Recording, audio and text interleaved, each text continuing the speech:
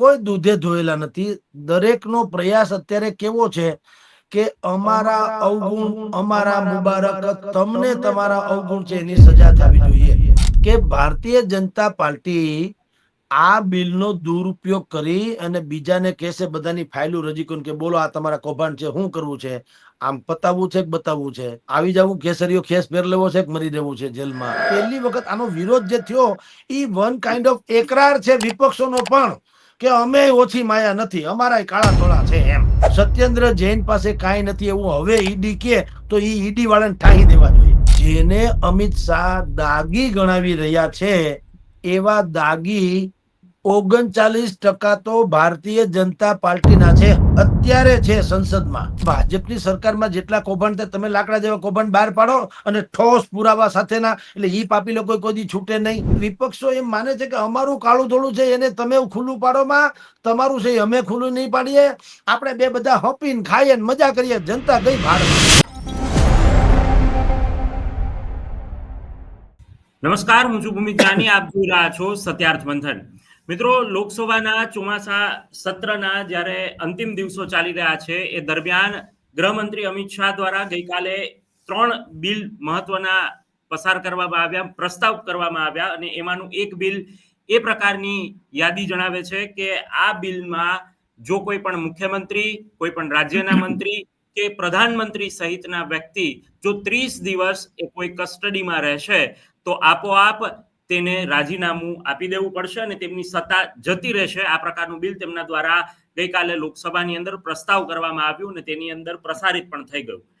આ બધા જ મુદ્દે ચર્ચા કરવા માટે, કારણ કે આ બિલની જોરશોરથી ચર્ચા ચાલી રહી છે, વિપક્ષ પણ સરકાર પર પ્રહાર કરી રહ્યું છે, અને આ બધા જ વચ્ચે તેની પાછળ મૂળ રાજકીય ખેલ શું છે તે સમજવા માટે મારી સાથે વરિષ્ઠ પત્રકાર અને ગુજરાત હેડલાઇન્સના ગ્રુપ એડિટર જગદીશ મહેતા જોડાયા છે અને તેમની સાથે વાત કરીને સમજવું છે. સર, સ્વાગત છે આપનું. જી નમસ્કાર ભૂમિતજી. સર, જે રીતે ચોમાસા સત્રના અંતિમ પડાવની અંદર અમિત શાહે આ મોટો ઘા માર્યો છે અને વિપક્ષને મરચા લાગી ગયા છે, આખો ખેલ રાજનૈતિક દ્રષ્ટિકોણથી શું છે અને આ બિલને આપ કઈ રીતે જુઓ છો સર? પ્રજાની દ્રષ્ટિએ જોઈએ તો ઉત્તમ છે, પણ એનો અમલ કઈ રીતે થાય છે એ ડખો છે. યસ. વિપક્ષો અત્યારે વિરોધ કરે છે, શાસક પક્ષ અત્યારે પ્રયાસ કરે છે આ બિલ પસાર કરવાનો. બિલ મંજૂર થઈ ગયું, વિપક્ષોએ વિરોધ કર્યો, હવે જશે JCP માં, JPC, જોઈન્ટ પાર્લામેન્ટ કમિટી. એમાં વિપક્ષ ને શાસક પક્ષ બંનેના MPs હોય છે, એટલે ત્યાંથી પસાર થાય પછીની વાત છે, એટલે હજી આમ પ્રોસેસમાં છે. પણ તમે જુઓ કેવું ચાલે છે. આને આપણે તો જનતાની નજરે જોવાનું ને મૂલવવાનું, શાસક વિપક્ષની જેમ નહીં. બંને લોકો કોઈ દૂધે ધોયેલા નથી. દરેકનો પ્રયાસ અત્યારે કેવો છે કે અમારા અવગુણ, અમારા મુબારક, તમને તમારા અવગુણ છે એની સજા થવી જોઈએ. જેમ પાકિસ્તાનમાં ગુડ ટેરરિસ્ટ અને બેડ ટેરરિસ્ટ એવા બે વિભાગ છે. આમ જુઓ તો કે સરકાર કે અથવા તો પાકિસ્તાની સૈન્ય કે એમ ભારતમાં આવીને તબાહી મચાવી જાય એ ગુડ ટેરરિસ્ટ, પણ પોતાના ત્યાં આવે તો બેડ ટેરરિસ્ટ. એટલે તુમ અગર કિસી ઓર કો ચાહો તો મુશ્किल होगी, मुझको न चाहो तो कोई बात नहीं. શાસક વિપક્ષમાં એક ડખો છે અત્યારે. ભારતીય જનતા પાર્ટીના નેતૃત્વ હેઠળની કેન્દ્રની NDA સરકારે એવો નિર્ણય કર્યો અત્યારે, એક તો સડનલી કર્યો પાછો. આની કોઈ પેલા પૃષ્ઠભૂમિકા જેને કહી શકાય એવું કોઈ દિવસ જાહેર કર્યું નથી કે અમે એક આવો કાયદો પણ લાવવાના છીએ. રાતોરાત ઈ કાયદો શું લઈ આવ્યા કે ભાઈ જે લોકો એવા સંગીન અપરાધમાં, આમ 30 દિવસ એમ નહીં, એવા સંગીન અપરાધમાં કે જેને સાબિત થાય તો મિનિમમ 5 વર્ષની સજા થાય, મેક્સિમમ તો આજીવન ભલે થઈ શકે, પણ મિનિમમ 5 વર્ષ.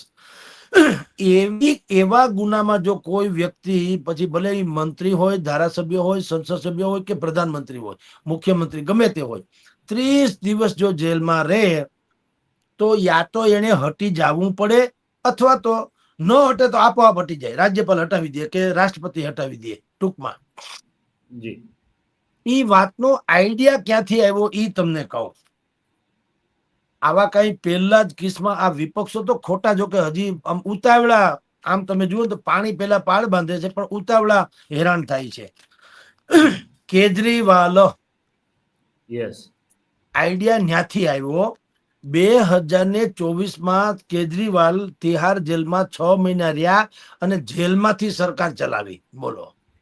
જી જે કેજરીવાલ એમ નૈતિકતાની દુહાઈ દઈને એમ કહેતા હતા ચૂંટણીમાં, જયારે રાજનીતિમાં આવ્યા, સક્રિય રાજનીતિમાં આવ્યા, એ પહેલા અન્ના હજારેને ઢાલ બનાવીને આવો હા. બધો આમ દસ્તાવેજી પુરાવા હોય ને, આમ આવા થોકા આખા આમ થપ્પા રજૂ કરતા હતા પત્રકારની સામે. હવે કોઈ તપાસતું નથી કે આમાં હું લખ્યું, હનુમાન ચાલીસા લખી છે, ગાળ લખી છે, કોઈ જોતું નથી. આમ બતાવો લઈને, ઓહો અમારી પાસે પુરાવા આવા થોકડા બતાવતા હતા. શું કહેતા હતા ખબર છે કે આ જુઓ શીલા દીક્ષિતના કૌભાંડ, આ જુઓ અંબાણીના કૌભાંડ, આ જુઓ અદાણીના કૌભાંડ, આ જુઓ ભાજપના કૌભાંડ, આ જુઓ કોંગ્રેસના કૌભાંડ. આ બધા જ લોકો હંપીને ખાય છે, એક હી થાલી કે ચટ્ટે બટ્ટે હે, અને અમે સરકારમાં આવશું તો આ બધાને જેલ ભેળા કરશું. હવે જેલ ભેળા તો જવા દો, સરકારમાં ભાઈ કેજરીવાલ સરકારમાં આવ્યા ને પછી ભેળા બેહીન ખાવા માંડ્યા. બોલો, જેલ ભેળાને બદલે ભેળા બેહીન એ ખાવા માંડ્યા. કોંગ્રેસના ટેકામાં આવ્યા, તૃણમૂલ કોંગ્રેસના ટેકામાં આવ્યા, લાલુ યાદવના ટેકામાં આવ્યા, બિહારમાં નીતિશ કુમારના ટેકામાં આવ્યા, ફારૂક અબ્દુલ્લાના ટેકામાં આવ્યા. દુનિયાભરને કાંઈ છોછ જ ન રાખી. બોલો.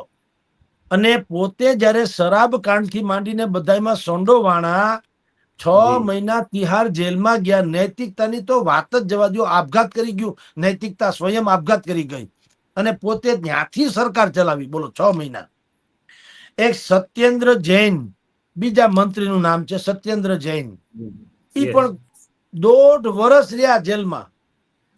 આમ આદમી પાર્ટીના દિલ્હીની સરકારના મંત્રી 1.5 વર્ષ, તો પણ રાજીનામું આપ્યું નહીં. નારાયણ રાણે, આમાં બધા છછુંદરના 6 સરખા છે, એટલે કહું છું. આમાં આમ આદમી પાર્ટી પાપી છે ને બાકી દૂધે ધોયેલા છે ને. આ ભાઈ હું હવે નામ આપું છું, નારાયણ રાણે અત્યારે ભાજપમાં છે, ભૂતકાળમાં એ શિવસેનામાં હતા. પણ 2021માં એણે તત્કાલીન મુખ્યમંત્રી એ હતા ઉદ્ધવ ઠાકરે, એની વિરુદ્ધમાં એલ ફેલ બોલ્યા, એને જેલ થઈ. જેલમાં ગયા, રાજીનામું ન આપ્યું.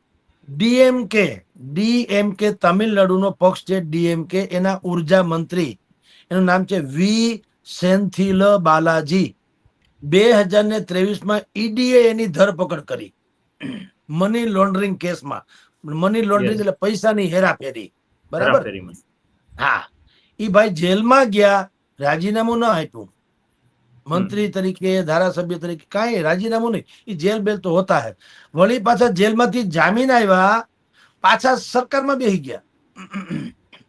જામીન મળ્યા, પાછા શપથ લઈ લીધા. બોલો.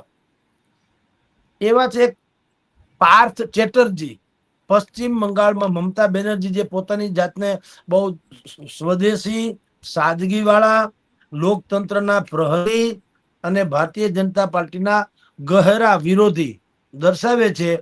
એની પાર્ટીના પાર્થ ચેટર્જી 2022માં ઈડીએ એને શિક્ષક ભરતી કૌભાંડ, નોટ ફોર જોબ, નોકરી લ્યો પૈસા ફેંકો, તમાશા દેખો એમ, પૈસા ફેંકો નોકરી લ્યો, પૈસા ફેંકો નોકરી લ્યો. પૈસા એટલા મળ્યા એની પાસેથી કે અધિકારીઓ તો થાકી ગયા, મશીન ખૂટી ગયા ને મશીન થાકી ગયા. બોલો, ગણતા ગણતા. એની દિવાલમાંથી ઈંટ પથ્થર ઓછા અને રૂપિયાના થોકડા જાજા મળ્યા. બોલો. તો પણ રાજીનામું આપ્યું નહીં. જેલમાં ગયા, રાજીનામું ના આપ્યું. એ તો બહુ હોબાળો થયો ને આબરૂનો સવાલ થઈ ગયો, એટલે પછી મમતા બેનર્જીએ એનું રાજીનામું લઈ લીધું. આપ્યું તો નથી જ. આપ્યું નહીં. ઝારખંડના મુખ્યમંત્રી હેમંત સોરેન, એની ઉપર દુનિયાભરના આક્ષેપથી માંડીને ફરિયાદ છે. રાજીનામાની તો માં જ મરી ગઈ, ટેસડા કરે છે મુખ્યમંત્રી, તમે આપણે બધા જાણીએ છીએ. અને એક જમાનામાં હેમંત સોરેન, ઝારખંડના સીએમ, એની ઉપર આક્ષેપ થયો. મેં જે વાત કરી એ બિસ્વાની વાત છે, જે હજી રાજ કરે છે. પણ હેમંત સોરેનમાં શું થયું એ કહું તમને. હેમંત સોરેનની ઉપર આક્ષેપ થયો એટલે એને એમ થયું કે ભાઈ બહુ થયું, એટલે એ રાજીનામું આપવા રાજ્યપાલ પાસે ગયા, રાજભવનમાં. હવે રાજીનામું આપવા જ ગયા છે તો માણસે એટલી તો કે ભાઈ હાલો ઠીક છે, રાજીનામું તો આપી દે છે. નહીં, વેર જ લેવું એને શું છે. એટલે સરકારે ન્યા રાજીનામું આપ્યું, ન્યાથી ઉપાડ્યા એને ધરપકડ. એટલે જે વિપક્ષો કે છે ને કે સરકાર છે ને કાયદાનો અતિરેક કરે એનું આ કે તમે એક તરફથી રાજીનામું માગો છો તો હેમંતભાઈ જે છે હેમંત સોરેન રાજીનામું તો એ આપવા ગયા હતા તો તમારી એક માંગ પૂરી થઈ પછી ભલે કાનૂની કાર્યવાહી કરો રાજીનામું આપી દો એટલે છૂટી જાય એ સારી વાત નથી પણ તમારે હવે રાજભવનમાંથી ઉપાડી લેવાની શું જરૂર છે પણ લડી જ લેવું એને શું છે સમજી લ્યો એટલે આ બધા જે કિસ્સા બન્યા કોઈએ રાજીનામું આપ્યું નહીં હવે આક્ષેપ રાજ કર્યું, રાજીનામું કોઈ ના આપ્યું. હા દરેકની એક જ કેસેટ શું હોય ખબર છે વિરોધ પક્ષો મારી પ્રતિષ્ઠાને ઓલી ખરાબ કરવા માટે થઈને કારસા કરી રહ્યા છે બસ આ એક જ કેસેટ હવ નહીં બધાની એક જ પોપટવાણી દરેકની એક જ એટલે સરકારે એમ કીધું કે ભાઈ આપણે આ ડખો જે છે કારણ કે નરેન્દ્ર મોદીએ જયારે 2014માં પહેલી વાર સરકારમાં આવ્યા ત્યારે આમ નતમસ્તક થયા હતા બંધારણને માથે ચડાવ્યું હતું ને સંસદની ચોખટ ઉપર વંદન કર્યા હતા અને એની તસવીરો બધામાં છપાણી હતી માથું નમાવીને પગથિયા ઉપર કે ભાઈ હું તો ન્યાયના લોકતંત્રના મંદિરમાં જઈ રહ્યો છું એટલે મારે વંદન કરો એવી બધી ડ્રામેબાજી થઈ હતી ત્યારે સારી હતી હવે ડ્રામેબાજી શબ્દ હવે લાગુ પડે શું કામ એ એટલા માટે કે જેને અમિત શાહ દાગી ગણાવી રહ્યા છે એવા દાગી 39% તો ભારતીય જનતા પાર્ટીના છે અત્યારે છે સંસદમાં જી સંસદમાં 543 સાંસદો અત્યારે જે છે એમાંથી 251 છે ને એને બહાર કાઢ્યા જેવા નથી અથવા તો ઘરે બોલાવા જેવા નથી બોલો કોઈ ને કોઈ પ્રકારે કઈ ને કોઈ યસ હા એટલે આપણે ઘરે બોલાવવા ન જોઈએ ક્યારે હોય સમજી લ્યો એની ઉપર હત્યાનો પ્રયાસ અપહરણ લૂંટ નજરકેદ અને બળાત્કાર એવા અપરાધ છે બોલો હવે આવાને લઈ જવાય ઘરે તો પણ તેઓ શ્રી માનનીય સંસદ સભ્ય છે બોલો અને લોકોએ છૂટીને પણ મોકલી દીધા છે હા 543 માંથી 251 છે મેં તમને જે ગણાવ્યા એવા 251 છે એમાં 170 લોકો એવા છે સંસદ સભ્યો જે નીચલી અદાલતે એને સજા ફટકારી એટલે દોષિત સાબિત થયા નીચલી અદાલતમાં અને મેં ગણાવ્યા એવા આક્ષેપની વાત કરું છું ખાલી ઇધર ઉધરની કે રાજકીય વાત નહીં ખૂનનો પ્રયાસ સાબિત થયો એવા પણ હા ખૂનનો પ્રયાસ લૂંટ અપહરણ નજરકેદ અને રેપ બોલો છતાં પણ માનનીય સાંસદ શ્રીઓ હવે ઈ 251 આવા છે એમાંથી 170 જે સાબિત થઈ ચુક્યા અને જેને સજા ફટકારવામાં આવી છે અદાલત થ્રુ ઈ 251 માંથી પણ તમારી જાણ ખાતર 32 કોંગ્રેસના છે 17 સમાજવાદી પાર્ટીના છે 7 તૃણમૂલ કોંગ્રેસ મમતા બેનર્જી એના 7 છે હવે આ બધી 251 માંથી આવા 170 સંસદ સભ્યો જે છે એ હજી રાજીનામું તો છોડો ટેસડા કરે છે જેની ઉપર આવા સંગીન અપરાધો સાબિત થયેલા છે ને નીચલી અદાલતે એને સજા ફટકારી બોલો એટલે અમિત શાહ જે લઈને આવ્યા સડનલી કહું છું કારણ કે નહીતર પેલા શું એવું કહેવામાં આવે કે ભાઈ અમે એક આવું ઓર્ડિનન્સ કે આવો એક વટહુકમ કે આવો એક નિયમ લઈને અદાલતમાં આપણે લોકતંત્રના મંદિરમાં પેશ થવાના છીએ તો થોડીક બહેસે થાત કોઈને ખબર નથી સફાળા જાગી ગયા બધા અમિત શાહે કાલે રજૂ કર્યું તો તમે આપણે બધાએ ટીવીમાં જોયું કે બધાએ શું કર્યું એને ઈ બિલને ફાડી નાખ્યું અને આમ બૂચો વાળીને અમિત શાહની ઉપર ફેંકા કાગળિયા અમિત શાહને એ ખબર જ હશે કારણ કે 30 જેટલા સાર્જન્ટની સાથે અમિત શાહ ત્યાં આવ્યા હતા પહેલી વાર એવું બન્યું કે લોકસભામાં અમિત શાહ એટલે ગૃહમંત્રી છે એને ખબર હતી લગભગ મારી ઉપર ક્યાંક હલ્લાગુલ્લા થઈ શકે એટલે આવતા વેત જ 30 જેટલા સાર્જન્ટ એટલે કે બોડીગાર્ડ તમે કહો ને સુરક્ષા ગાર્ડ એ લોકોને લઈને આવ્યા હતા અને એ લોકોએ પછી આ વિપક્ષના લોકોને બહાર કાઢ્યા બરાબર વિપક્ષનો આરોપ શું છે એ કહું આ બિલની સામે એમ કે છે કે ભારતીય જનતા પાર્ટી આ બિલનો દુરુપયોગ કરી અને બીજાને કહેશે બધાની ફાઇલો રજી કરીને કે બોલો આ તમારા કૌભાંડ છે શું કરવું છે આમ પતાવવું છે કે બતાવવું છે આવી જવું કેસરીઓ ખેસ પહેર લેવો છે કે મરી દેવું છે જેલમાં તો પછી બધા છૂટકા નહીં પણ હવે આ જુઓ આ વિપક્ષની દલીલ ચોક્કસ સાચી છે પણ તમારા એવા કાળા કરતૂતે છે તો ખરા ને કે તમને આવી રીતે દબાવી શકાય ઈ કેવું સંપૂર્ણ કહેવાય? તથ્યહીન વાત નથી એવું તો નથી સાહેબ. નહીતર વિપક્ષો એ ન કેવું જોઈએ કે ભાઈ અમારું કઈ કાળું ધોળું હોય તો તમે અમને દબાવશો ને, હાલ્યા આવો તમે તમારે, કા નથી કેતા? આનો અર્થ ઈ છે કે વિપક્ષો એમ માને છે કે અમારું કાળું ધોળું છે એને તમે ખુલ્લું પાડોમાં, તમારું છે અમે ખુલ્લું નહીં પાડીએ, આપણે બે બધા હપીને ખાઈએ ને મજા કરીએ, જનતા ગઈ ભાડમાં. કારણ કે તમે ઓવેસીથી માંડીને બધાય, તમે એક શશી થરૂરને બાદ કરો જેનું અત્યારે ભાજપ હારે ઈલું ચાલે છે, એને બાદ કરો, બાકી બધાએ વિરોધ કર્યો ને પાછું વિરોધમાં ચોખ્ખું બોલે છે. શું કે છે ખબર છે? કે આ સરકાર ફાઇલ આવી બનાવીને બતાવશે કે બોલો આ તમારા કૌભાંડ છે, બોલો હવે શું કરવું છે, આ કૌભાંડમાં જેલમાં જવું છે કે ભાજપમાં જવું છે? તો એમ કરીને એ લોકો એમ કે બધાને ભાજપમાં લઈ લે. પણ તમે એવા કાળા કૃત્ય કર્યા શું કરવા? ઈ અપરાધ નહીં? હાલો ભાજપમાં તમને લઈ લે કે ડરાવે ધમકાવે જુદી વાત. હું તમને એમ કહું કે હું ચોરી કરી આવ્યો છું, ઈ ભૂમિતભાઈ ને ખબર છે, એટલે ભૂમિતભાઈ કે છે કે જો તમે મારી ટીવી ચેનલમાં નહીં આવો તો હું તમારી ચોરી બહાર પાડીશ, એટલે મારે એમ કે ફરજિયાત આવવું પડે. પણ તે ચોરી તો કરી કે નહીં? હરામ ખાયા તો કરી તો ભોગવ.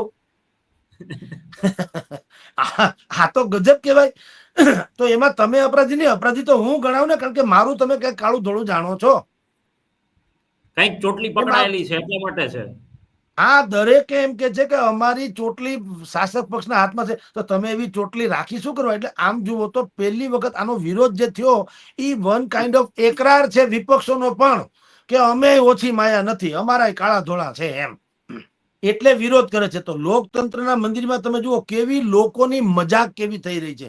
એટલે અમારા કોઈક સામાન્ય એક ભાઈએ, આ તો વ્યક્તિગત વાત ન કરે પણ જસ્ટ કહું, સામાન્ય નાગરિક ઉપર કોઈ ફરિયાદ થાય તો આપણી ઉપર બધા જ પ્રકારના ધરપકડથી માંડીને દુનિયાભરની આપણું આવે છે છાપામાં, રાઈટ? સામાન્ય માણસોનો. જી તો તમે એલા કઈ ઉપકારી છો કે અવતારી પુરુષ છો? તમને જળ કમળવત હું, તમે તેલ વાળા થઈને આંગળી નાખો પાણીમાં, તમે પાણીમાંથી બહાર કાઢી લો તેલ વાળી આંગળી હોય એટલે પાણી અડે નહીં, એમ તમને આ કાયદા કા અડતા નથી? તમે હાંડ છો. આમ શું કે છે કાયદો બધા માટે સમાન છે? અરે બેવકૂફ બનાવે છે આપણને, કોઈ હરામ બરોબર સમજ. હા, તમે વિચાર કરો, 900 કરોડ રૂપિયાનો ચારો ખાઈ ગયા હતા લાલુ યાદવ જે સમયમાં, અને અદાલતે એને દોષિત ઠેરવા, તમે ને મેં નહીં, અદાલતે પણ, અને જેલમાં જવું પડ્યું. તો પછી આ બધા વાતો શું કરે ખબર છે? રાજીનામું આપો, રાજીનામું આપો. એટલે રાજીનામું તો જખ અમારીને દેવું પડે, પેલા પૈસા તો લાવો. 900 કરોડ કટકટ આવી ગયા, ઈ નહીં, ઈ ભલે ખાઈ ગયા, તંતર મજા કરો. કારણ કે ક્યાં બાપાના છે? એ તો સરકારના પ્રજાના છે ને. તો લાવો, મને આપો 500 કરોડ, પછી હું રાજીનામું આપી દી, છાપાથી માંડીને ટીવી સુધીમાં બધામાંથી. આવું હોય પછી? પેલા કાવડિયા તો ઓકાવવા પડે કે નહીં? કે ભાઈ તમે જે પૈસા ખાઈ ગયા પ્રજાના, પેલા તો તમારી તમામ સંપત્તિ વેચીને પેલા પૈસા જમા કરાવો, અને પછી તમને સજા આપવી જોઈએ.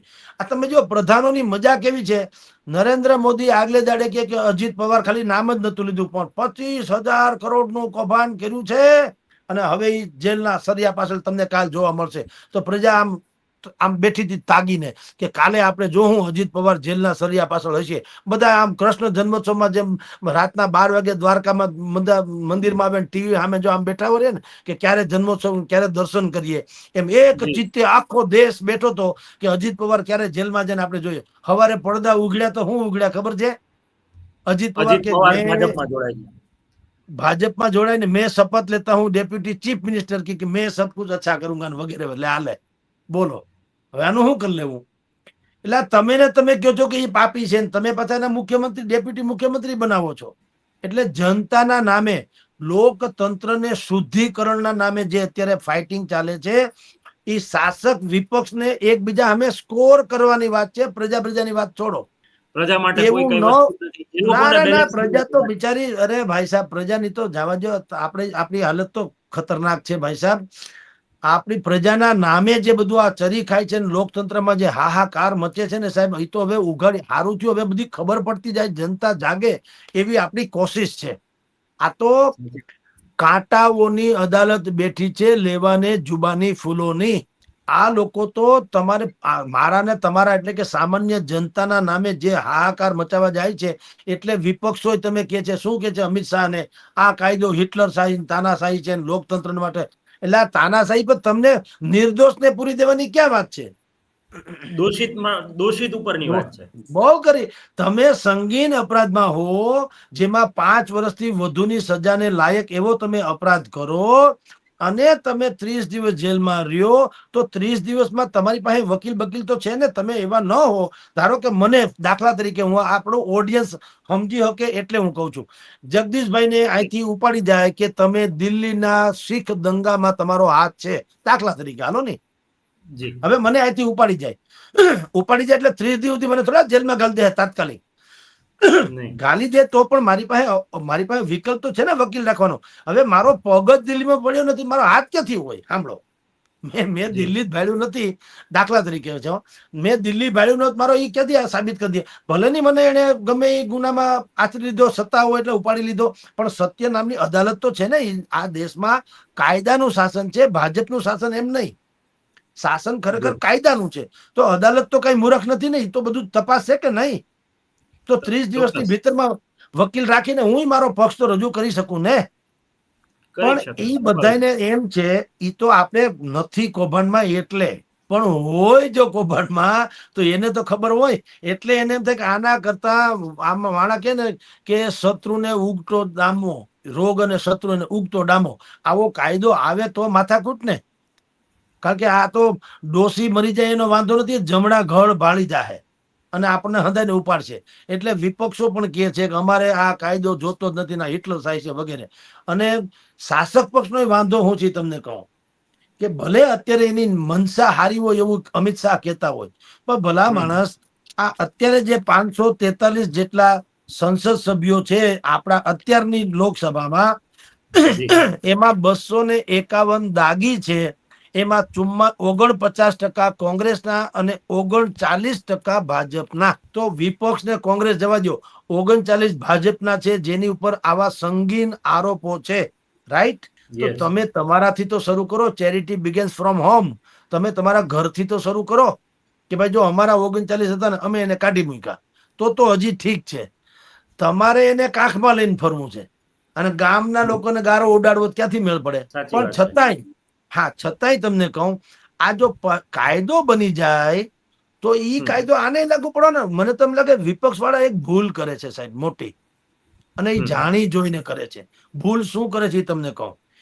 હિન્દુસ્તાનના જેટલા અત્યારે રાજ્ય છે, 25-26 જે રાજ્યો હોય, એમાંથી મોટા ભાગના રાજ્યોમાં ભારતીય જનતા પાર્ટી અથવા એને સમર્પિત પક્ષની સરકાર છે. બરાબર? જી ગણ્યા ગાંઠા 3-5 રાજ્યો જેવા છે જ્યાં કોંગ્રેસ ને બાકી મમતા બેનર્જી જેવાના શાસન છે, બાકી બધે મોટા ભાગે ભાજપ છે. રાઈટ? તો યસ તમે એટલે કે વિપક્ષ એ એવું શું કામ ન કરે કે જ્યાં જ્યાં ભારતીય જનતા પાર્ટીની સરકાર છે ત્યાં આપણે જેમ આપણે ગુજરાતમાં બચ્ચુભાઈ ખાબડના છોકરાનું મનરેગા કૌભાંડ આવ્યું કે નહીં, બહાર આવ્યું કે નહીં? Yes right? તો વિપક્ષો આજે વિપક્ષમાં છે. એનો અર્થ એ નથી કે ભૂતકાળમાં એ સત્તામાં નતા. એટલે સત્તામાં એ ભૂતકાળમાં કોંગ્રેસ તો હતું, તો કોંગ્રેસને તો અંદરની બધી ખબર હોય ને, ક્યાંથી હું વિગત કઢાવવી એ કોંગ્રેસને ખબર ન હોય એવું તો છે નહીં. અત્યારે એનો વારો નથી આવ્યો. તેંડુલકર ફિલ્ડિંગમાં હોય તેથી પણ એ તેંડુલકર થોડો મટી જાય, જયારે પાછું બેટિંગમાં આવે ત્યારે ન ધોઈ નાખે. સ્વાભાવિક. તો તેંડુલકર લાચાર થઈ જાય, ઓહો હો, ઓલા સામે વાળા ફટકા મારે, હું કરું. એટલે ભાઈ તારો દાવ આવે તું લડી લેજે, એમાં હું તમને એટલા તો રાખ્યા છે. તો વિપક્ષ જે અત્યારે વિપક્ષમાં છે એને એવું ન કરવું જોઈએ. જેમ ગુજરાતમાં બચ્ચુ ખાબડનું મનરેગા કૌભાંડ બહાર આવ્યું, એના છોકરાનું, બચ્ચુભાઈ ખાબડનું નહીં, એના છોકરાનું. યસ તો એવા જેટલા પણ કૌભાંડ, આ છાપા હું છાપું કાઢું છું ભૂમિતભાઈ, તમે મીડિયાના પર્સન જુઓ, યસ આ બધા ડિબેટ, મોટા ભાગની ડિબેટ કૌભાંડો સિવાય શેની થાય છે મને કયો? તો ઈ જે ડિબેટ થાય કે ઈ જે છાપામાં કૌભાંડો ચમકે છે, દરેક છાપામાં, ગુજરાત સંદેશ, યસ ભાસ્કર, દરેક અકિલા, સાંજ સમાચાર, આજકાલ દુનિયાભરના છાપામાં જે ચમકે છે, વોઇસ ઓફ ડે થી માંડીને હેડલાઇન સુધીમાં. તો જી વિપક્ષને કહું છું, તમે એના પુરાવા એવા એકત્રિત કરો કે જેથી કરીને 30 દાડા નહીં, આજીવન છૂટી ન કે એવા લાકડા જેવા પુરાવા ભેગા કરી અને ફરિયાદ કરો ને. મોટા ભાગમાં તો ભાજપની સરકાર છે, તો સરકારને એમ થવું જોઈએ હાલો આ કાયદો કરીને આપણે જ ફસાણા, એવું કા નથી કરતા? સરકારમાં મોટે ભાગે તો કરી ભાજપ શકે ને, છે ને. અમુક એને વિશ્વાસ આવે એવું થાય કે આ કાયદાનો આપણે લોકો ઉપયોગ કરીએ છીએ. બસ એ જ વાત છે. એટલે કહું છું કે વિપક્ષે એ નથી કરવું જે હું અત્યારે કહું છું. શું કામ? કે એક તો પોતાની પછેડી પણ દબાયેલી છે કે ભાજપનું તો થવું થાય, આપણા કૌભાંડ તો ઓછા નથી આપણા, એટલે વિપક્ષના. જી એટલે એને હું જે કહું છું, આપણે તો પ્રજાની નજરે કહીએ છીએ કે ભાઈ ભાજપની સરકારમાં જેટલા કૌભાંડ થાય તમે લાકડા જેવા કૌભાંડ બહાર પાડો અને ઠોસ પુરાવા સાથેના, એટલે ઈ પાપી લોકો કોઈ દી છૂટે નહીં. અને એને એમ થાય કે આ કાયદો ક્યાં લે, આ તો આપણી ઉપર જ પડ્યું, એવું કા ન થાય. પણ ઈ ક્યારે થાય, जिसने कभी न पाप किया वो पहला पत्थर मारे.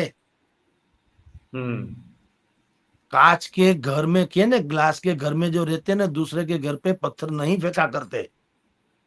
સહાની શેઠ ઓલો જે રાજકુમાર કે છે ને, એવું છે કે તમે કાચના ઘરમાં રહ્યો ને ગામને પથ્થર મારો, તમારા ફોડી નાખશે કોક.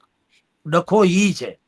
વિપક્ષમાં પણ કૌભાંડ છે, શાસકમાં પણ કૌભાંડ છે, છતાં પણ કાયદો લઈ આવ્યા. હવે થાહે હું જાહે જેપીસી માં, જોઈન્ટ પાર્લામેન્ટરી કમિટી, સંસદ સભ્યોની તમામ પક્ષની એક કમિટી હોય છે. એમાં ભાજપ કોંગ્રેસ બધા આવે, વિપક્ષ શાસક બધા.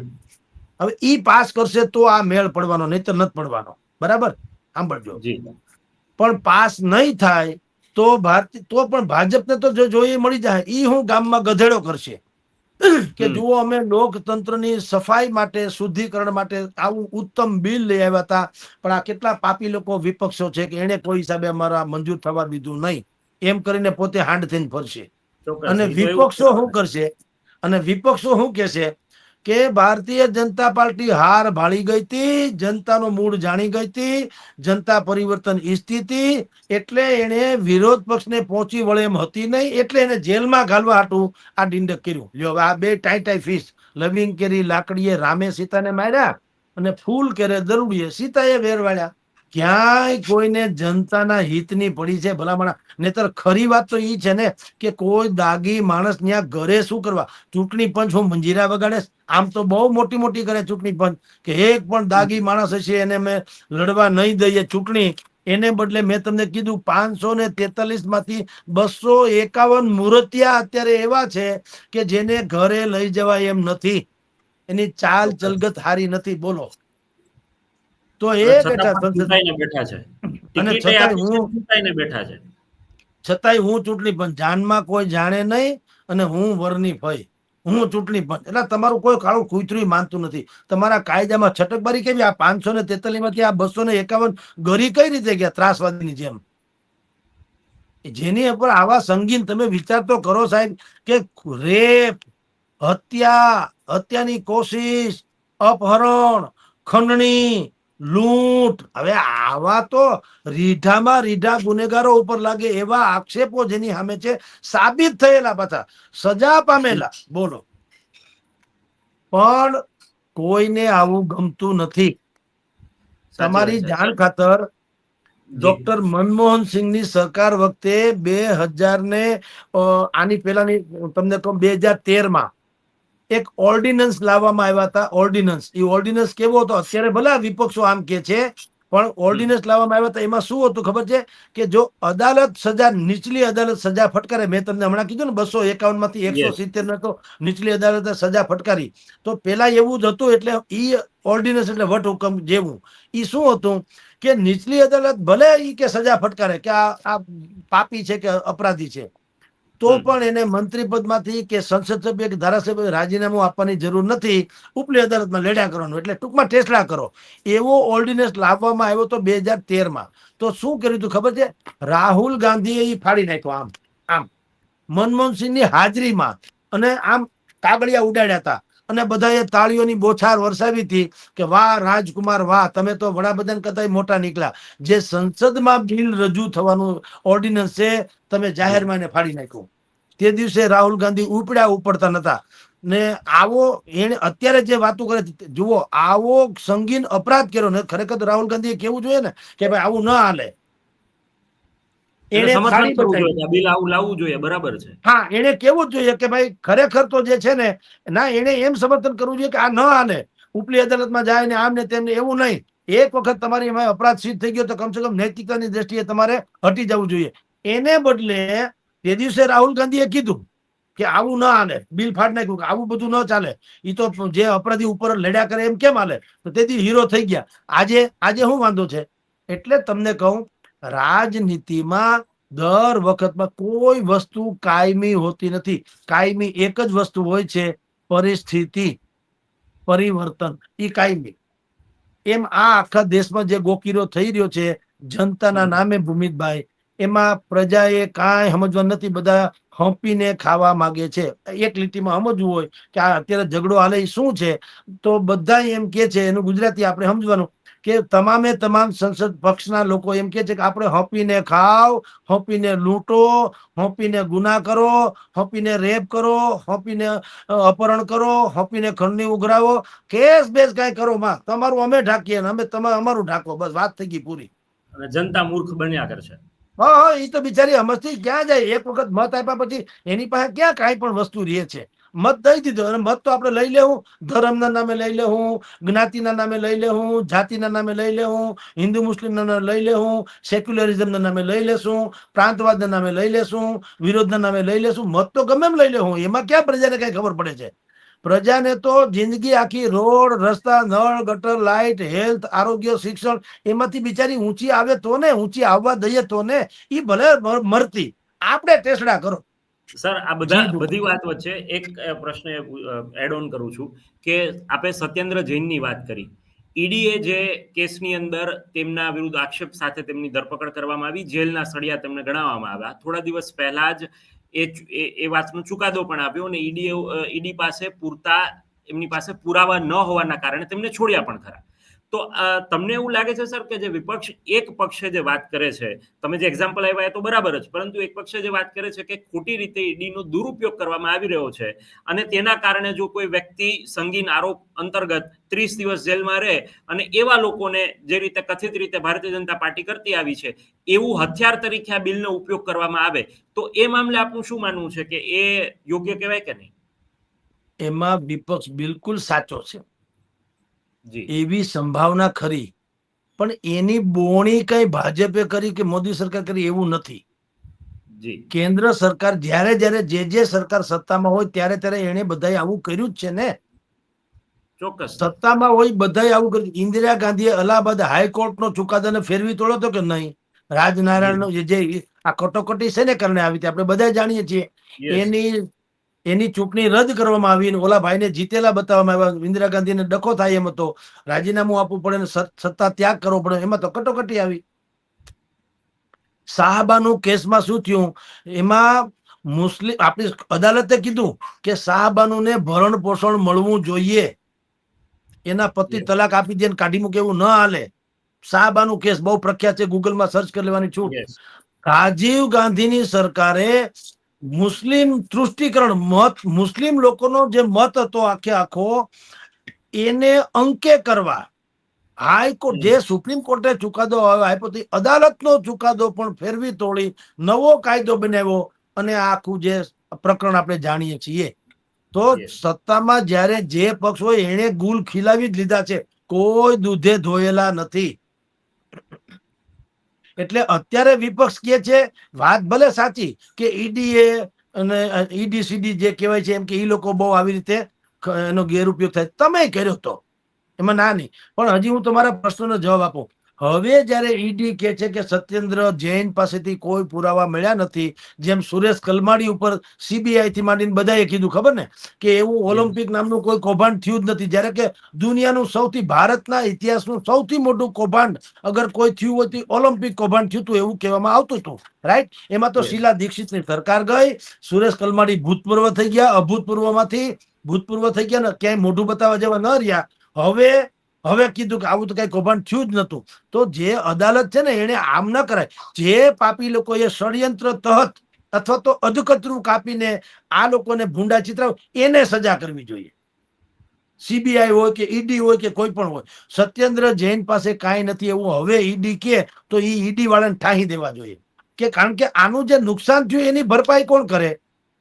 સાચી વાત છે. અને તમે એ તો આજે કદાચ મને લોકોના મનમાં તો એવું જ થયું ને કે સત્યેન્દ્ર જૈન અત્યાર સુધી દોષી જ હતા અને કૌભાંડ જ કર્યા હતા, બિલકુલ પરંતુ હવે બિલકુલ એવી વાત સામે આવી કે પુરાવા જ નથી. મને તમે આજે જેલમાં નાખો અને 20 વર્ષ પછી એમ કયો કે જગદીશભાઈ નિર્દોષ, પછી તો રામનાથ પરમ લઈ જાવ તો થાય નિર્દોષને. હજી 20 વર્ષ પછી મારી પાસે રે હું, તો એ મારા 20 વર્ષ મને કોણ આપે મને કયો? જે મારી શોહરત હોય, જે મારી કાબેલિયત હોય, કૌવત હોય, કૌશલ હોય, મારી જે જનૂન, પેશન, આવડત, ફલાણું ઢીકણું, ઉત્તરદાયિત્વ, સમાજ પ્રત્યેનું, કુટુંબ પ્રત્યેનું, આ બધું જ 20 વર્ષ મારા જેલમાં ગયા, બધા થૂ થૂ કરે, જગદીશભાઈ હરામી, પાપી, ફલાણું ઢીકણું, બરાબર. 20 વર્ષે તમે કહો ભાઈ નિર્દોષ, તો હું પછી રામનાથપુરા હાલીને જાઉં તો થાય. એટલે તમને કહું ભૂમિતભાઈ, આપણા દેશમાં આ જે પ્રકારે ખિલવાડ થઈ રહ્યો છે, કાનૂની ખિલવાડ, Yes. આપણી જેલોમાં છે એ બધા અપરાધી નથી. લાખો લોકો એવા છે જેની ઉપર ખોટે ખોટા આક્ષેપ છે અને ભેરવી દેવામાં આવે, એ બિચારાની જિંદગી એમાં ને એમાં હોઈ જાય એમ છે. બોલો, 20-20, 30-30 વર્ષે ચુકાદા આવે કે તમે નિર્દોષ. હવે હું ધોઈ પીવાય ચુકાદા ને મોટો અપમાન નથી, અન્યાય નથી. હવે શું થાય? એટલે આ બધું બહુ શુદ્ધિકરણની વાતો લઈને જેટલા લોકો આવે છે એના પેટ મેલા છે. ચોખ્ખી વાત કરતા હોત તો જનતા અત્યારે આપણું રામ રાજ્ય અમસ્તી થપાઈ જાય. તમે શાસનમાં સારું કરો તો ડોક્ટર બાબા સાહેબ આંબેડકરે શું કીધું કે બંધારણ અમે ઘડ્યું, દુનિયાનું ઉત્તમ બંધારણ છે એવું મારું માનવું છે, પણ જો અમલદાર બરાબર નહીં હોય તો આનો કોઈ મતલબ નહીં રહે. અને અમારી અનેક ગણી ભૂલ હશે પણ અમલદાર સારા હશે તો આનાથી ઉત્તમ કોઈ બંધારણ નહીં હોય. હવે આપણે જોઈએ છીએ શું સ્થિતિ છે તે. એટલે તો ભગવાન બચાવે. જી જી, ભગવાન બચાવે. જી ચોક્કસથી સર, આપ જોડાયા અને વિસ્તૃત ચર્ચા કરી બદલ આપનો ખૂબ ખૂબ આભાર. આ વરિષ્ઠ પત્રકાર અને ગુજરાત હેડલાઇન્સના ગ્રુપ એડિટર જગદીશ મહેતા, કે જેમને આ સંપૂર્ણ મુદ્દા પર આપણી સાથે વાત કરી છે. આ બિલને લઈને જે કંઈ અપડેટ આવશે અમે આપના સુધી પહોંચાડતા રહીશું. આપના વિડીયો કેવો લાગ્યો કમેન્ટ કરીને જણાવશો, આપના પ્રતિભાવો જણાવશો. અને જે લોકો યુટ્યુબ પર આ વિડીયો જોઈ રહ્યા છે અને મારી યુટ્યુબ ચેનલ સબસ્ક્રાઇબ નથી કરી, એ લોકોને હું ફરીથી એક અનુરોધ કરીશ કે આપ બેલ આઇકોન પ્રેસ કરી યુટ્યુબ ચેનલ સબસ્ક્રાઇબ કરી દેજો. ફેસબુક પેજ લાઇક અને ફોલો કરવાનું ભૂલશો નહીં, જેથી કરીને સત્ય અને તથ્ય સાથે અમે આપના સુધી આ જ પ્રકારના મુદ્દાઓ તટસ્થતાપૂર્વક ઉઠાવી શકીએ અને રજૂ કરી શકીએ. ફરીથી મળીશું નવી વાત અને નવા મુદ્દા સાથે. ત્યાં સુધી રજા આપો. નમસ્કાર. સત્યાર્થ મંથનની યુટ્યુબ ચેનલ સબસ્ક્રાઇબ કરવાનું અને બેલ આઇકોન પ્રેસ કરવાનું, સાથે જ સત્યાર્થ મંથનનું ફેસબુક પેજ લાઇક અને ફોલો કરવાનું અને ઇન્સ્ટાગ્રામ પેજ સાથે જોડાવાનું પણ આપ ચૂકશો નહીં. અત્યારે બસ આટલું જ. મને આપશો રજા. આપ જોડાયેલા રહો સત્યાર્થ મંથન સાથે. નમસ્કાર.